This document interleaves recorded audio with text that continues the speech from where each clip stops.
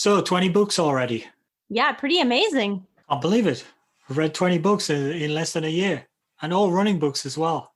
You realize all my other reading has been put aside. But what other reading is there? I mean, running books are It's the true. best reading. And it's actually much easier to read running books. 20 is not that difficult. Nope. And just wait until we make it to our 1-year anniversary in April. We'll have read 26. That doesn't seem to be like an anniversary, 26. Maybe we should have, I don't know, the 50th book anniversary or something like that. 26. Isn't 26 how many years you get for committing a murder? So Oh. it could be our murder anniversary. Oh, I yeah, don't know you're why I right. came up with that. That's stupid. Maybe we should do 50 then. Anyway, 20 is a good milestone. So when we did 10, we did sort of a summary podcast of, what was it, what we learned or thoughts, throwback thoughts, I think we called it. Yeah. So what we figured we'd go through books 11 to 20 and see what we think of what we thought of those. Talk about anything we've learned or things that we found interesting in those 20, well, not 20 books, those last 10 books. And that way, if anybody goes, I don't think I could listen to a whole podcast on one book, they can listen to this podcast and then they can find out, oh, that sounds interesting, and go and listen to the one in particular that they fancy. Sounds like a great idea. Can't believe that they wouldn't just want to listen to them all. I know. I don't understand either, but you never know. I mean, we have to try and cater to the people that are not like us. Do you listen to them? I do. Yeah, I do too. I wonder if everybody listens to their own podcasts. We should write to iTunes and ask them to subtract 2 from our downloads, because really we're cheating because we do 1 each as well. Yeah, but they say that podcasters should always listen to their own podcasts, because sometimes you'll find things that you can improve that way. It's like a learning opportunity, just like reading running books. So there you go. If you're a budding podcaster, listen to your own podcasts. We do, but not out of vanity, out of a constant search for an improved service. Enough chat. Maybe we should do our intro and do the intro and get then on with the review. Books 11 to 20 of running book reviews.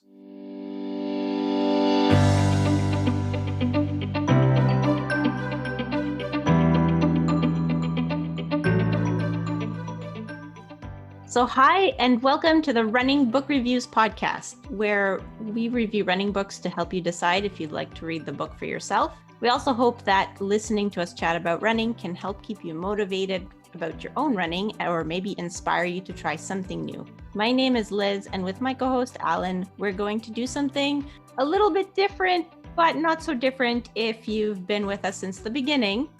We're going to recap books 11 to 20, kind of like we did the first 10 books, to talk about the things that we learned along the way, or the things that stood out to us about the running books. Yeah, what you said last time, and it's true again this time, that we've realized that reading running books has changed us. We've learned some things. We've learned some things about ourselves. We've learned lots about some other people. We've learned some facts, but we've also been able to apply quite a bit of that to our running and our attitude to running and our training. And it's amazing what we have sort of been through, and people that we've talked to, and the wealth of experience. So it'd be good to recap and see, what we've distilled from that, and maybe pass that on to everybody. They can go off and maybe then select the full podcast or read the full book and let us know how that works for them. I'm sure that it'll just make you more motivated and more excited about your running. Why wouldn't it? We also got to meet a lot of great authors, which is pretty exciting. Especially in this set, in this 11 to 20 set, some amazing people. Yep. So let's start with the first one. So book number 11 was Chasing Excellence by Pat Melgares. So I guess I'll start by saying that I like the lifelong learning example that Coach Vigil provided. In the book, they were saying that he, even now to this day, like he's in his 90s and he still wakes up in the morning at 4 a.m. to read new research, or he does reading in the morning. He wakes up extra early so that he can read, just because he doesn't believe that he's an expert. He thinks that he still has a lot to learn. But also because you're an absolute reading nerd. Anybody who gets up early to read must be your hero. Yeah, I guess you're right. Didn't you write to Joe Vigil and get a copy of his book? I did. I mailed some US money in an envelope, and he mailed me back a book and my change and a note. It was really exciting. Like it took quite a bit of time, but I guess, it is COVID, and the mail is slower, and then it's going through borders and stuff. But yeah, I was very excited. So Chasing Excellence is really the sort of story of the life of Coach Joe Vigil. I didn't know Joe Vigil before we read this book. It was you, Liz, who said to me, "Oh, we must read this book. It's about this coach. He's incredible." Thank you for bringing that to the table, because he truly is an amazing character and really one of the pioneers of distance running performance that we see in North America. What impressed me was, he coached Olympians and medal winners. That's kind of almost the backstory. The front story is the way he looked at people, and whatever level you were at, favored a great attitude or a great personality, a great approach, which is kind of what makes the difference. And also the amazing story in there. The thing I liked was the amazing story about the college team that he coached that ran in the cross country and finished 1 through 5, first, second, third, fourth, and fifth, which is just, that's amazing. if you watch US cross country competitions, you would say that's impossible. How could the first 5 people from one school be better than the first person in all the other schools? Totally incredible. I'm not sure it'll ever be done again by anyone. Yeah. The other thing was it was a recurring theme in the book, but that really stood out was Coach Vigil is really known to care about his athletes as a whole person. He doesn't just care like, oh, you're running well. No, he also cares, well, how's your family doing? How are you doing? Do you have enough to eat? And like he How's your really, schoolwork doing? yeah, he really cares about the whole person. I think that was probably part of his success with a lot of athletes, was that because he cared about the whole person, they were able to kind of fix maybe some background issues that could have been maybe the end of their running, because if you don't have enough to eat, like how are you going to perform? But also, I think his runners were willing to die for him on the running course because of that, Mm-hmm. Mm-hmm. which is what makes him just an excellent coach. Hard to do with just a contract, a running shoe contract. Mm-hmm. Yeah. You don't really feel these people are somebody you want to die for. Okay, so should we move on? Otherwise, this is going to be a very long podcast.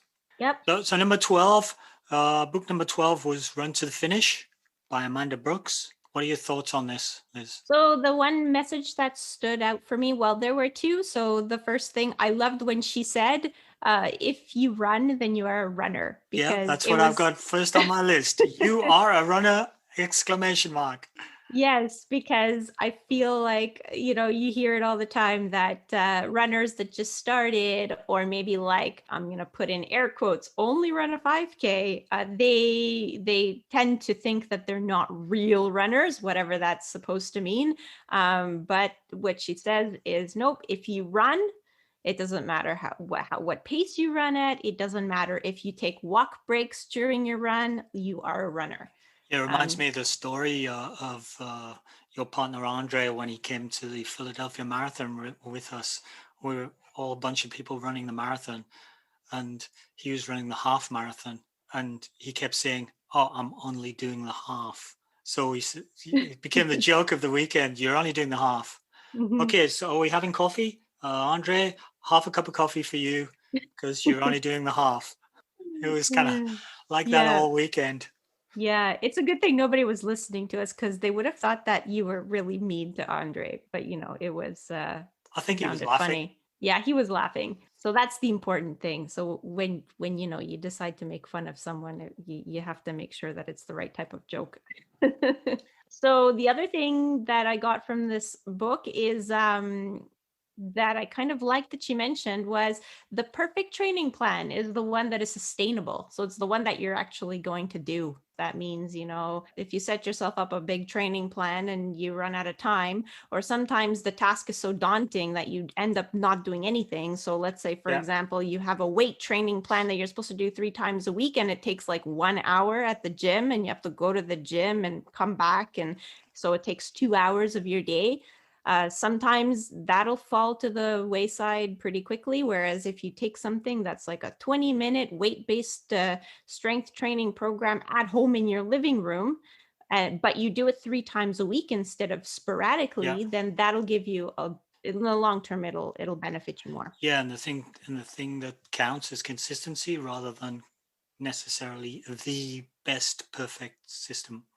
Exactly. One particular thing that impressed upon me is many issues with runners come back to your hips and your glutes. That's a very simplified sort of commentary, but also there's quite a lot of truth in that. Yeah, it's a recurring theme. Do a bit of work on your hips, suddenly that ankle problem that you were having goes away, Yeah. and you didn't realize. And I've actually sort of found that a little bit myself. Yeah, I haven't heard about that Achilles that was always sore. I haven't heard you say anything about your Achilles in like a year. No, that's because everything else is hurting. No, it's true.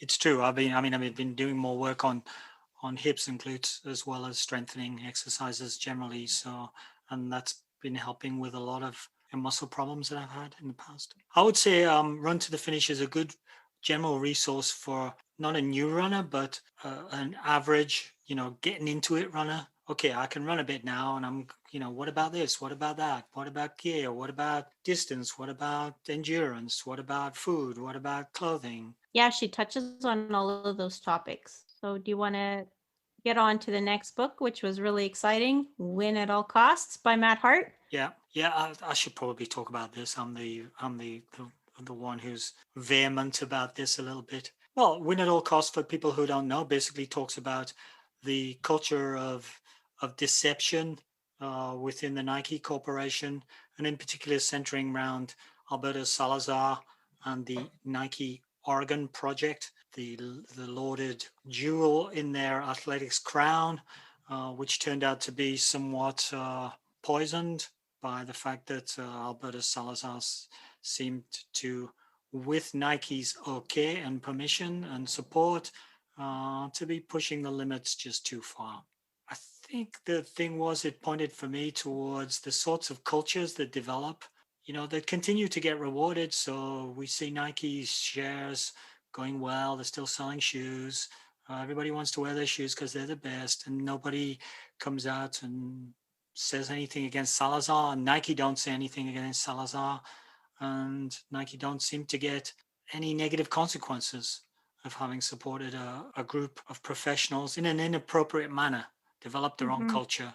And I think, my conclusion from the 3 years of work that Matt Hart did on researching the book and being very careful what he said so you wouldn't get sued, that was pretty clear in the book. My personal conclusion is I'm not going to use their stuff until they come out and say something by way of trying to make amends, showing that they've really changed. And Matt seemed to indicate that maybe they would, because some of their personnel was changing. So maybe it will that way.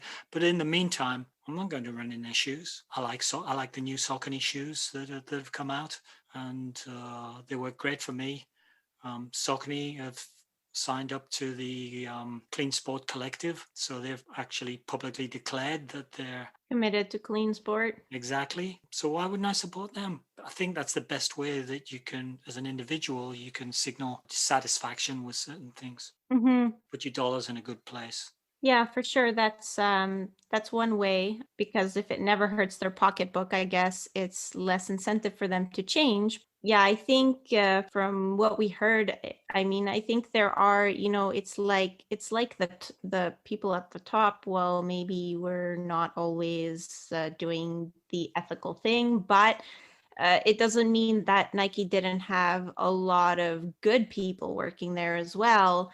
And so I think one of the things that came up was, like, a company is never all good or all bad.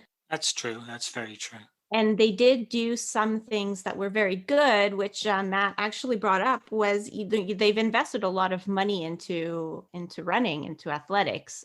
So they've put a lot of money into the They have, sport, yeah. and they've advanced technology for better or for worse. I mean, the shoes that they developed, Great. I, Yeah.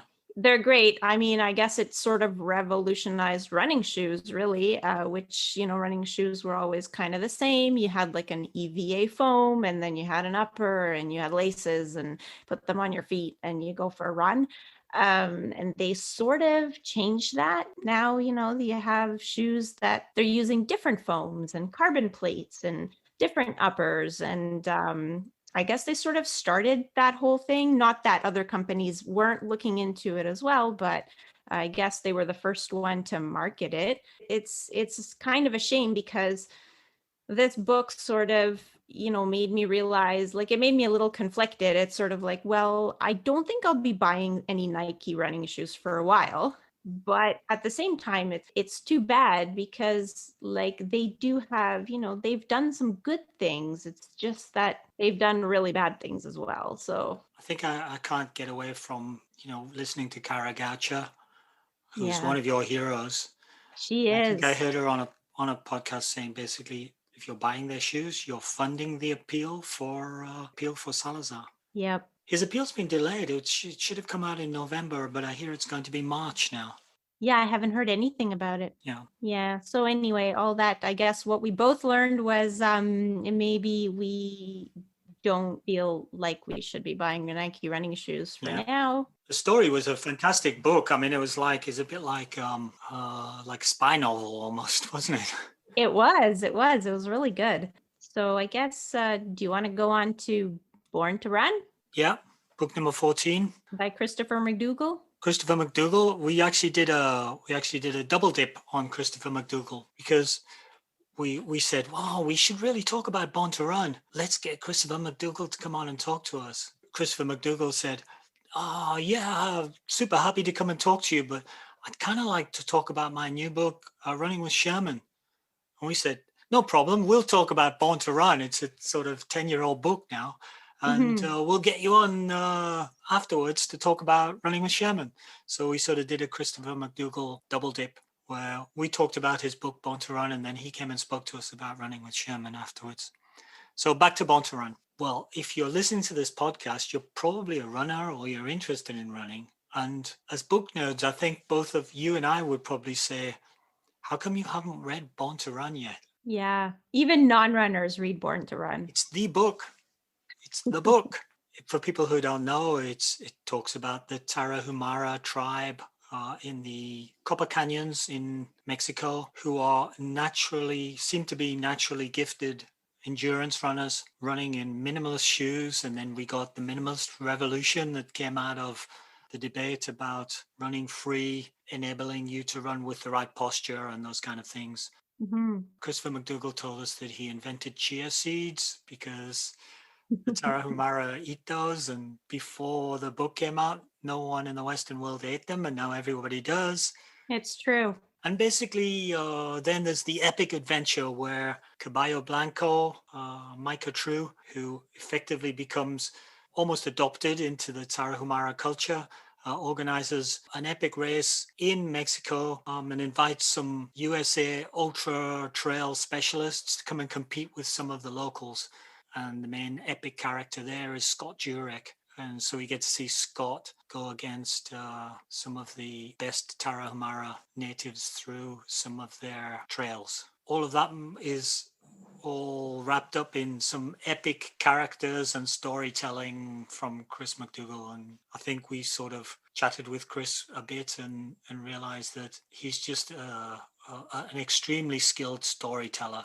He could make an interesting story out of anything.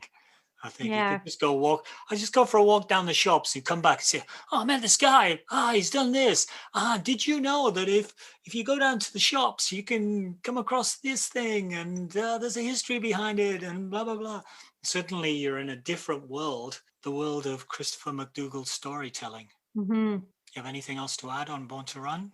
I guess for me, Born to Run, like, I think this was probably the first time I read it. I guess it sort of highlighted like tech doesn't make the runner, because I think especially now every runner seems to, have to have a GPS watch, and the like obviously running shoe tech has changed, and and now you have all this technical clothing, and in Born to Run, I mean, it's just a bunch of these guys like running around in skirts almost. I mean, they don't call them that. They call it something else.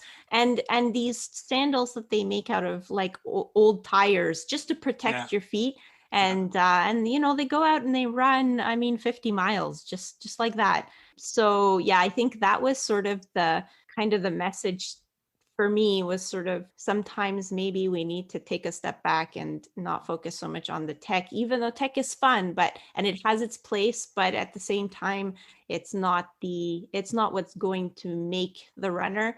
It's more about sort of having fun and being in a community. It kind of Well, highlighted. that's what I was trying to tell you today on the trail. We were just Yeah. running along through the snow on a little How trail through the snow, saying, "Hey, isn't it?" I was saying, "Hey, isn't this fun, Liz?" You didn't seem to be that much into it. Well, you know, it's a lot better like on the road where, you know, you have a lot of space and it's nice and smooth and Where's the fun in straight, that? and you can see really far in the distance. I love road running. I don't know why. I love it. And I always manage to get one little trail running poke at you in every podcast. I So know there you every go. podcast, I fall for it every time. So Should we move on to running with Sherman?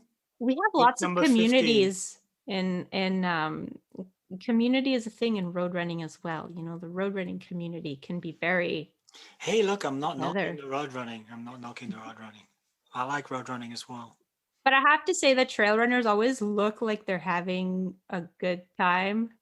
So yeah, it makes me like, my goal this year is, and I made it into a hashtag. I think it's something like, I want to love trail running or something like that, or one day I will love trail running. I was really getting a trail buzz this morning. Just loving it. Just running through the snow. It's fantastic. I thought our hashtag for this year was hashtag sub 3. Oh no, it is. It is. This is just kind of like a spring goal because there are no marathons planned for the spring anyway. True So that. might as well find something to work towards. Yeah, hashtag sub 3 is more an autumn hashtag, isn't it? Yeah. I mean, it can be all year if you want. Okay, book number 15, Running with Sherman. By Christopher McDougall again. Yeah. So in this book, he talks about rescuing a donkey and at the same time, I guess, rescuing a few people on the way, like Zeke, who was dealing with some mental health issues. And the one message that came across in this book for me was that everyone needs a purpose. Oh, that's a good point. I hadn't thought Sherman of that. needed a purpose and Yeah. Zeke needed a purpose. And it's like, well, so they did this crazy thing where they decided to train for the burro race, but in the end, it gave them both the purpose because they needed each other. Yeah, and made for a sort of slightly crazy but excellent story. I particularly liked all the Amish characters, or Amish. Do you say Amish or Amish? I'm not really sure. We could cause a controversy. Yeah, you're right. Or is it a controversy? It's definitely a controversy. I think I'll say Amish. I think that's more North American. If I was back in England, I would say Amish, I think. So the Amish characters, the fact that there's a running club of Amish characters who run in the full moon at night around his area, and they know how to work with horses and donkeys, and then he gets transport help from the 2 old ladies who are complete badasses. They're sort of, one of them's a 3 times cancer survivor, and they're like 70-year-old, and they're absolute badasses. They load the truck up themselves, and they go down, and they kind of go into the saloon in town and make all the contacts, and they have friends everywhere, and they just disappear for a while and then come back. Absolutely amazing. And just the behavior of the donkeys as well. The 3 donkeys, Sherman, who's in the title, but also Tilda, who's the little one, who basically is the leader of the group, and Flower, who is the big one, but is the scaredy cat. Yeah. You know, scared of everything, like I think Chris said, the color yellow, a crisp packet on the floor, or the barely a puddle of doom, I think it was called. I remember it was that. just like a wet patch on the road. and the donkey wouldn't walk past it. All that made for super fun reading, as well as some runners mixed in as well, and some burro experts, donkey experts mixed in. Yeah, and of course, true to Christopher McDougall, a lot of like interesting facts along the way. So very good read. Also, something in the podcast, you got to discover that you have a thing called, what is it? Calm nurse face. Yeah, something like that. Did you look terribly calm all the time? Yes, but this is a learned quality. Anyone can do it. Yeah, you explained to Chris how you Yeah, acquired so your calm nurse face.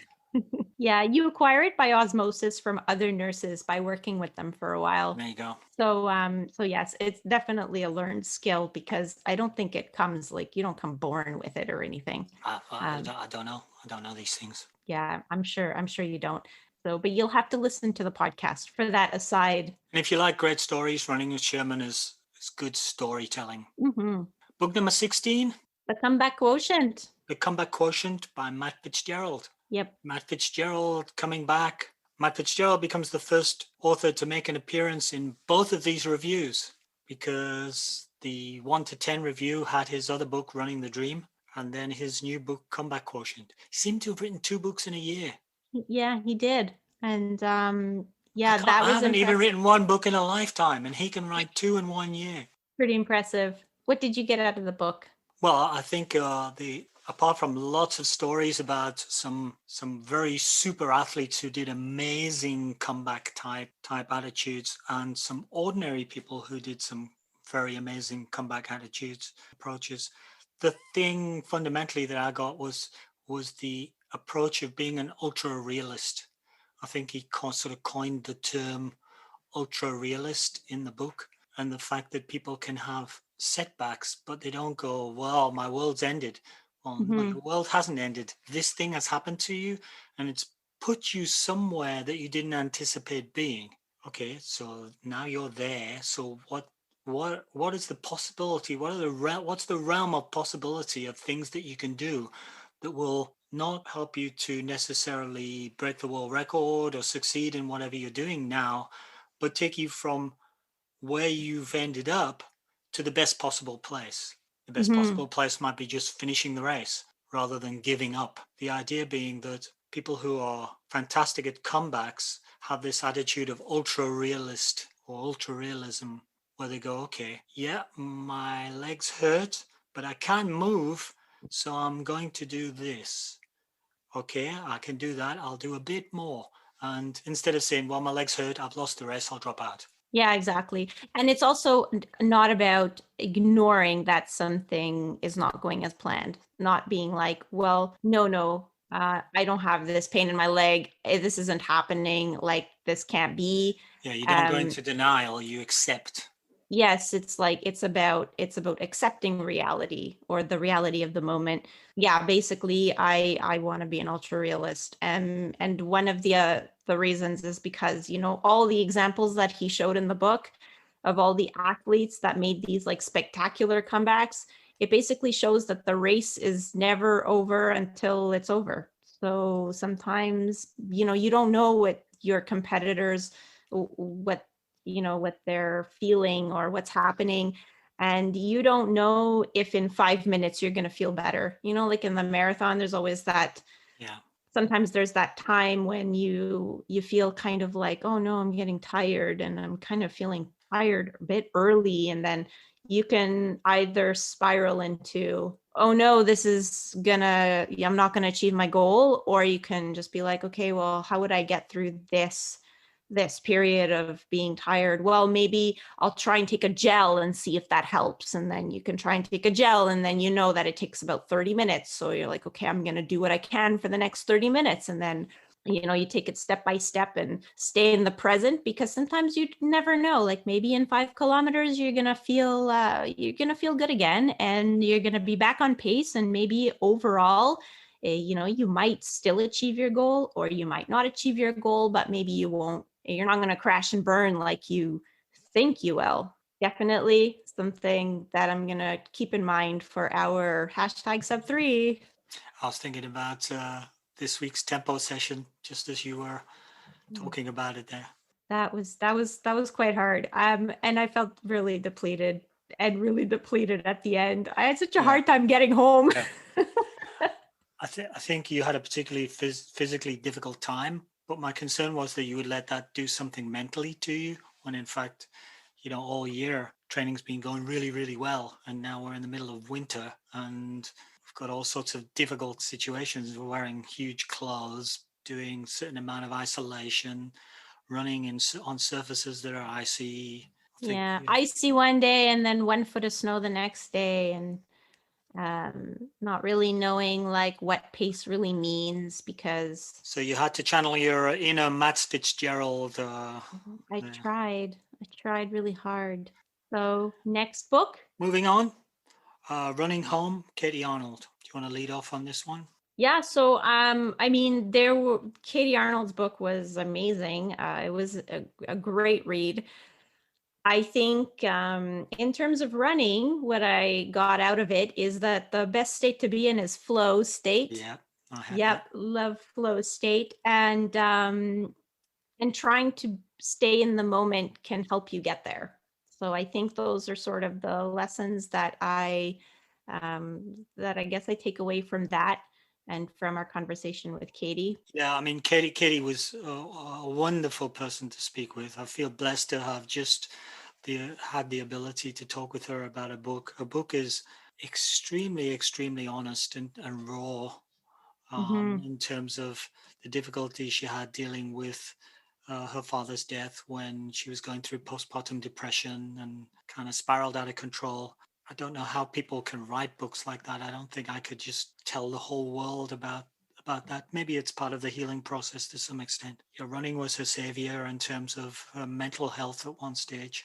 She said something, and I've repeated it when we were talking with her. She said something, and I've repeated it numerous times. And in fact, I was just telling my wife about it, about some other goal setting things, nothing to do with running, but to do with her work. And I was saying one of the things that Katie Arnold said to us in terms of fixing on your goals and your objectives is you need goals and you should have goals, but hold your goals gently, which I thought was a beautiful way of saying it's not the goal that counts all the time. You're in the moment, you're in a process towards your goals. So you need to hold your goals, but be in the moment, get into the zone, be in a state of flow. You're going towards your goals, you're holding your goals, but hold it gently. Don't hold on to it like it's the end of the world. Mm-hmm. And you'll be surprised how it's easier to reach it like that. So I'm going to try to hold my sub 3 goal gently and enjoy the process. I'm gonna try, but really, I'm holding it very tight. Actually, I'm gonna have a hard time holding it gently. So, I might get all scrunched I up and I know swell if you're you hold right. it too. You're right. I'll try. So let's try and be more like Katie Arnold and hold our goals gently. Maybe we need to have a call in with Katie before we, in 6 months' time before we take on the actual race. Moving on. The Lost Art of Running by Shane Benzie and Tim Major. Yeah, it was a shame that we couldn't, like our schedules didn't match up Yeah, with Shen really Shane. wanted to speak with us, but we never quite made it, did we? No, I think he was busy. I think he had some other projects as well going on at the same time. But the book was really good. So he provided some examples of how working on running form can really yield big improvements, and he gave examples of actually some really good runners that are known in the trail running community. The takeaway for me was, if you improve your running form, it can improve your results, your running time much faster than training can, because especially if you've been training for years and years and years, yes, you can keep on adding mileage and you can keep on changing the workouts, but addressing your running form can actually lead much bigger performance benefits for not so much time commitment. Yeah, I mean, I would agree with that. I think, I got direct learning out of reading that book that I've applied into my training this year for some direct improvements.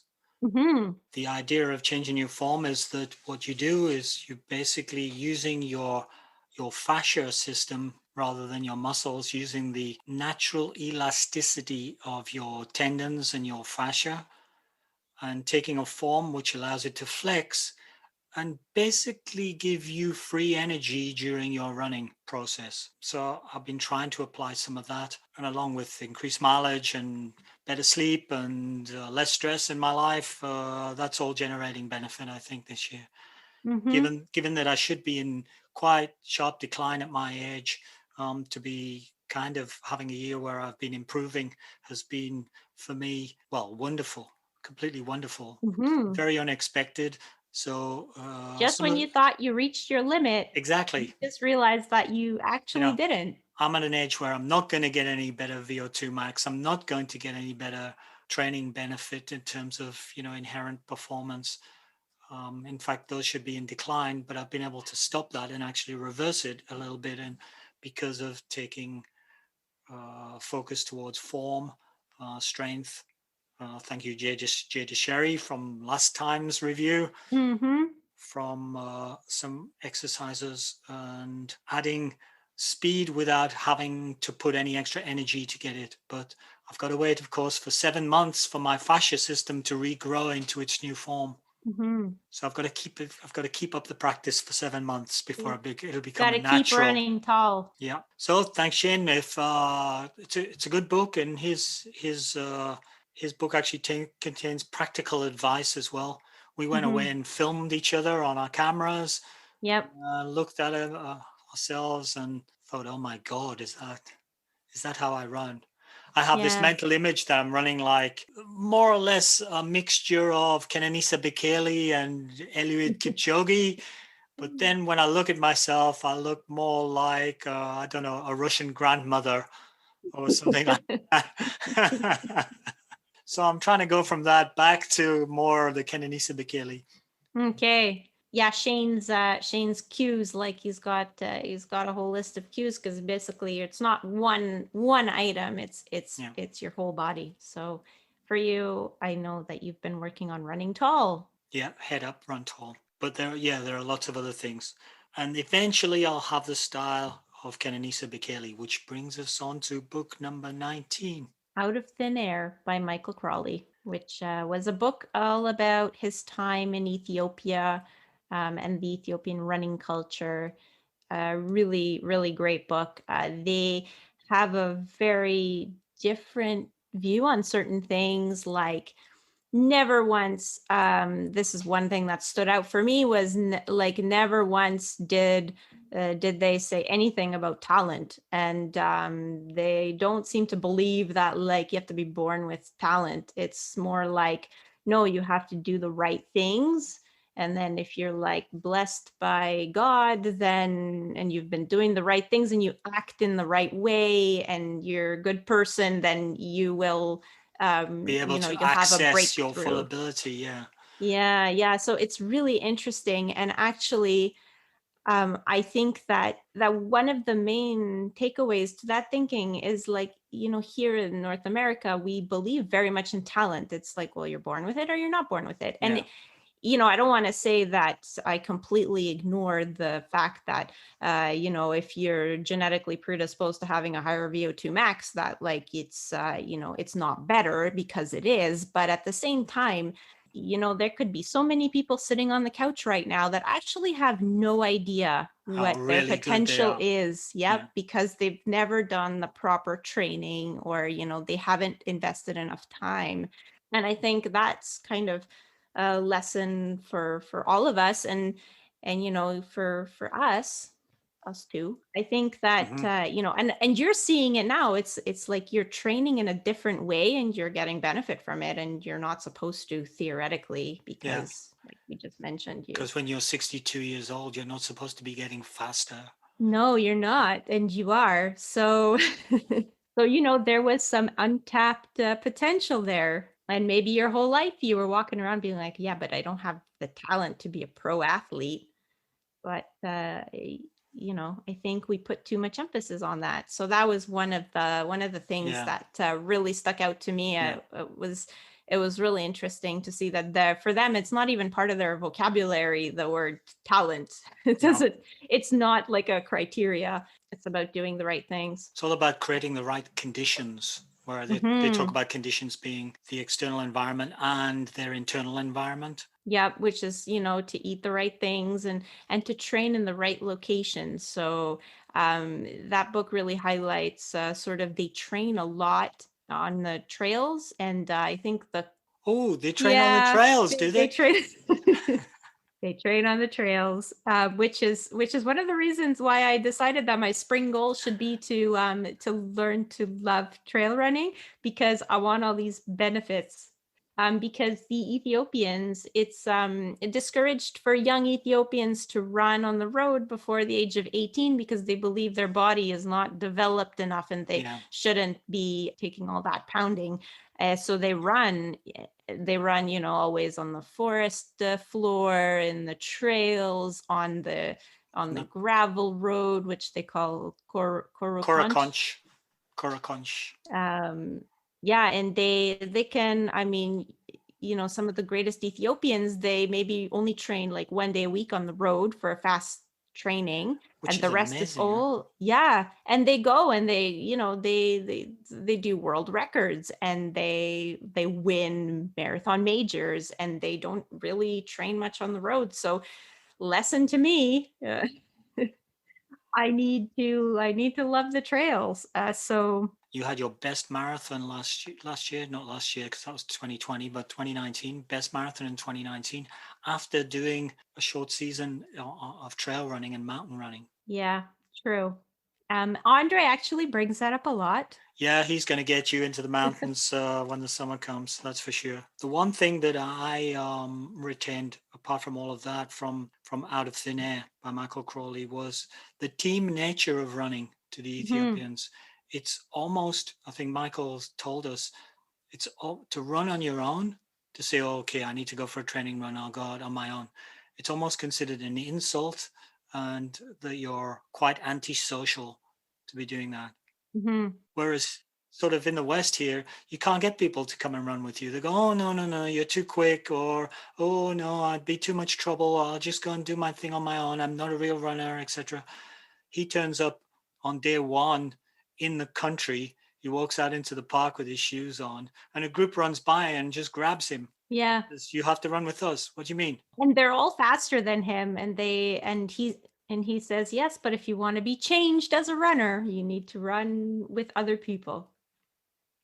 Yeah, So, if you want to be changed, you have to run with the group. hmm And you have to adapt. That's what they talk about. They talk about adapting all the time. You have to adapt hmm to the pace of the group. Fascinating stuff. look at all the things we learned from our running group. Yeah, and if you look at teams now, and good teams in like, I don't know, Bowerman, Nazelite Hmm. in the US, more and more they're getting into the team thing, where they're, because I guess because of COVID and there being no events, they've been organizing events within the team, within their Hmm. team or between teams, and promoting themselves as a group and feeding off each other and starting to run twos and threes together and develop their team spirit. And they've been forced to learn the things that are just come naturally to the Ethiopians. Yeah, and even us, I mean, we're kind of like a club, so you have but everybody brings something to the table. We learn from our teammates. Sometimes it's just Mhm. they've done races that are different to the races that we've done. Maybe we, like, if I was just running on my own, I would probably do always the same races every year, and they would be local races because I'm just not that adventurous. But you have other people that are super adventurous, so they come and they tell you, like, oh, this race was really cool because I don't know, it was the organizers were really great, and they put on a great, like, post run meet and greet with the other athletes or something, and then you'll be like, oh, well, that might sound That'd be kind of cool. cool. Yeah. Or you hear about different races that you don't think about. It's true. And stories and information and Hmm. treatment of injuries. And Yep, like, what physio do you use, and those kinds of things. yeah, Or one of our buddies was just saying to me this morning, Oh, your physio says hi, because I haven't been to see him for a while, but he was there last week. Yep. So next one. Lucky Last, the 20th book, Epic Runs of the World, published by Lonely Planet. We had a message from Jen, one of my friends from the Trans Rockies, on Instagram, and she said, Speaking of epic runs. I did, yeah, I didn't know how you would make a whole podcast out of a book that's kind of a coffee table book, but she thought we did a really great job. So thanks for your comments, Jen. Jen Strong. So we did that by getting our club friends, like you were just referring to tell us all about their epic runs, Mm-hmm. or at least the ones that were in the book. So that was a little bit different with, I think, 5 of our friends telling us about their various epic runs.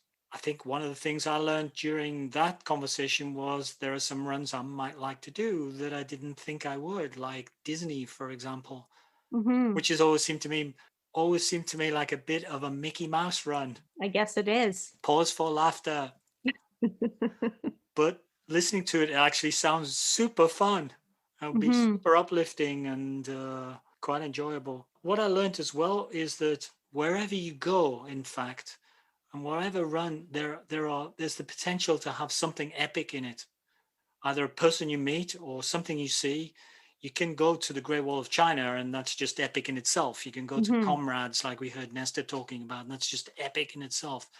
But you can go to a street marathon somewhere and then see the people in wheelchairs finishing and the stories that they have. And so sometimes the epic comes out of your mindset. Not, Mm-hmm. I would bet, for example, that Christopher McDougall could go anywhere in the world and do any run anywhere in a street, and he would have an epic run because he would probably see something that we wouldn't notice, or he would talk to someone who would have a Mm-hmm. story. Yeah, and sometimes that's what makes the run epic. It's not the location, it's the people, like, or Yeah. the people that organize or come out for that event every year.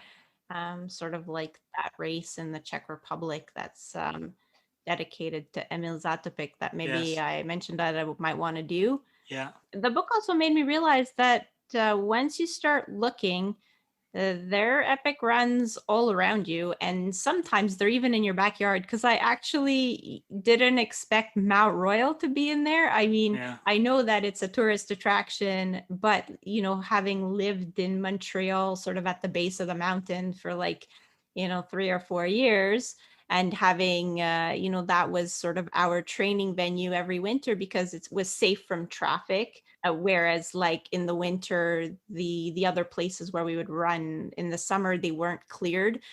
So we would always go to the mountain, and because the mountain had so many people walking on it, like it was always runnable, not always like fantastically runnable, but so having trained there sometimes all winter, I would get to the summer and be like, oh my God, I don't want to go on Mount Royal again Yeah. for the rest of the summer. And so then we see it in this book that the Mount Royal run is one of the epic runs. And if you think about it, I mean, it is kind of epic. You have these little trails, and you have a little stream, and you can you go to the lookout, and the lookout is you have a lookout that looks out over Montreal. So it is it's a fantastic place to be, I Yeah, guess. I was there this week. I went up there with a couple of friends, and there's snow everywhere, and it's Hmm. freezing cold, but the air is really clear. So it's a fantastic place to run because once you get up on the mountain, you can see right over the city, the whole cityscape.